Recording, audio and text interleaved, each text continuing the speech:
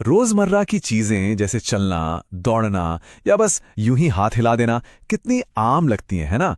पर हर एक हरकत के पीछे कुदरत का एक कमाल छिपा है। आज हम इसी अविश्वसनीय मशीनरी के अंदर झांकेंगे और समझेंगे कि हमारा शरीर मूवमेंट पैदा कैसे करता है।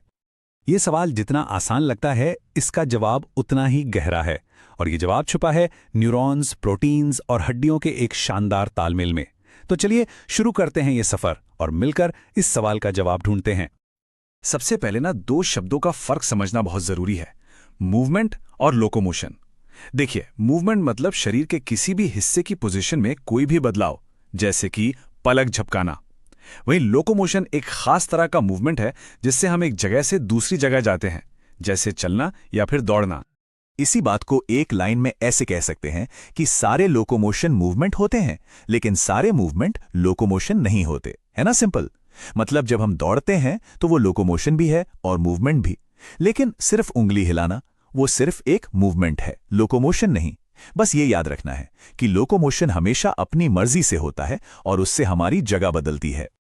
तो अब बात करते हैं उन इंजनों की जो इस पूरी गाड़ी को चलाते हैं, हमारी मांसपेशियां यानी कि मसल्स। यही वो पावर हाउस हैं जो हमारे कंकाल को हिलाने का सारा काम करते हैं। हमारे शरीर में ना मोटे तौर पर 3 तरह की मसल्स होती हैं। पहली स्केलेटल मसल, जो हमारी हड्डियों से जुड़ी होती है और जिसे हम अपनी मर्जी से कंट्रोल करते हैं। दूसरी है विसरल या स्मूथ मसल, ये हमारे अंदरूनी अंगों में होती है, जैसे पेट में, और ये अपने आप काम करती है। और तीसरी कार्डियक मसल, ये तो नाम से ही साफ है, ये सिर्फ हमारे दिल में होती है और जिंदगी भर बिना थके काम करती रहती है। अब क्योंकि हम चलने फिरने जैसी अपनी मर्जी से होने वाली हरकतों को समझ रहे हैं, तो हमारा पूरा फोकस रहेगा सिर्फ एक टाइप पर, स्केलेटल मसल। यही वो मसल्स हैं जो हमारे सोचने को एक्शन में बदलती हैं।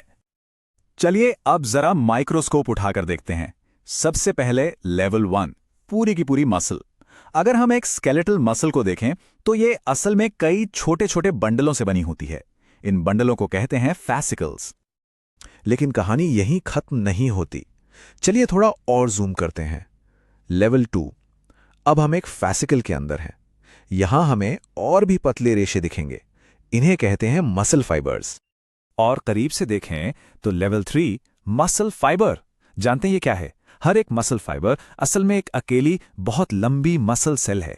ये हमारी मांसपेशियों की बेसिक यूनिट है, लेकिन असली खेल तो इसके भी अंदर होता है।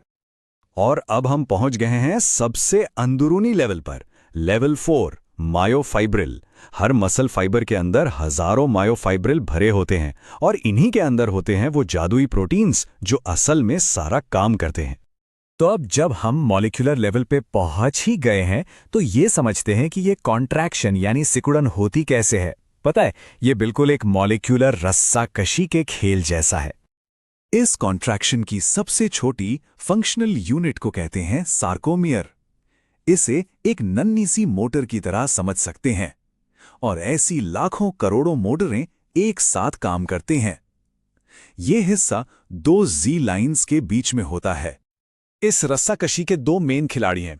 एक है पतला वाला फिलामेंट यानी एक्टिन, इसे समझिए एक रस्सी। और दूसरा है मोटा वाला फिलामेंट यानी मायोसिन। ये है वो मोटर जो इस रस्सी को खींचती है। तो ये पूरी प्रक्रिया, जिसे स्लाइडिंग फिलामेंट थ्योरी कहते हैं, काम कैसे करती है? चलिए स्टेप बाय स्टेप समझते हैं। सबसे पहले दिमाग से एक सिग्नल आता है, ठीक? ये सिग्नल कैल्शियम को रिलीज करता है। फिर ये कैल्शियम जाकर एक्टिन यानी हमारी रस्सी पर कुछ खास जगहों को अनलॉक कर देता है। जैसे ही जगह खुलती है, मायोसिन का हेड यानी मोटर का हुक फौरन एक्टिन से चिपक जाता है। इसके बाद होता है पावर स्ट्रोक। मायोसिन का हेड घूमता है और एक्टिन को अंदर की तरफ खींचता है। इससे मसल छोटी हो जाती है। और आखिर में एनर्जी का एक नया मॉलिक्यूल एटीपी आता है और मायोसिन के हेड को छोड़ देता है ताकि वो अगले राउंड के लिए तैयार हो सके। और ये साइकिल बार बार बहुत तेजी से चलती रहती है। और नतीजा? सोचिए, एक ही मसल में अरबों सार्कोमियर्स एक साथ एक ही लय में छोटे हो रहे हैं। इसी जबरदस्त टीमवर्क से एक पावरफुल मसल कॉन्ट्रैक्शन होता है, जिससे हम कोई भारी चीज उठा पाते हैं या तेज दौड़ पाते हैं। लेकिन मसल्स कितनी भी पावरफुल क्यों ना हो, वे अकेले काम नहीं कर सकती हैं। उन्हें एक ढांचे की जरूरत होती है जिसे वे खींच सके, हिला सके, और वो ढांचा है हमारा कंकाल, हमारा स्केलेटल सिस्टम। 206 एक एडल्ट इंसान के शरीर में कुल इतनी हड्डियां होती हैं। यही वो ढांचा है जो हमारे शरीर को आकार और सहारा देता है। तो देखिए, हड्डियां तो हमें स्ट्रक्चर देती हैं, लेकिन जो जोड़ यानी जॉइंट्स होते हैं ना, वो एक लीवर के फलक्रम की तरह काम करते हैं। मतलब ये वो पॉइंट्स हैं जिनके इर्द गिर्द मूवमेंट होता है। हमारे शरीर में भी मोटे तौर पर 3 तरह के जोड़ होते हैं। पहले हैं फाइब्रस जॉइंट्स, जो बिल्कुल नहीं हिलते, जैसे हमारी खोपड़ी की हड्डियां।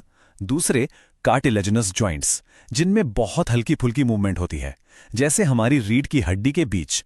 और तीसरे, सबसे जरूरी, साइनोवियल जॉइंट्स, जैसे हमारे घुटने और कंधे, जो हमें हर तरह की मूवमेंट करने की आजादी देते हैं।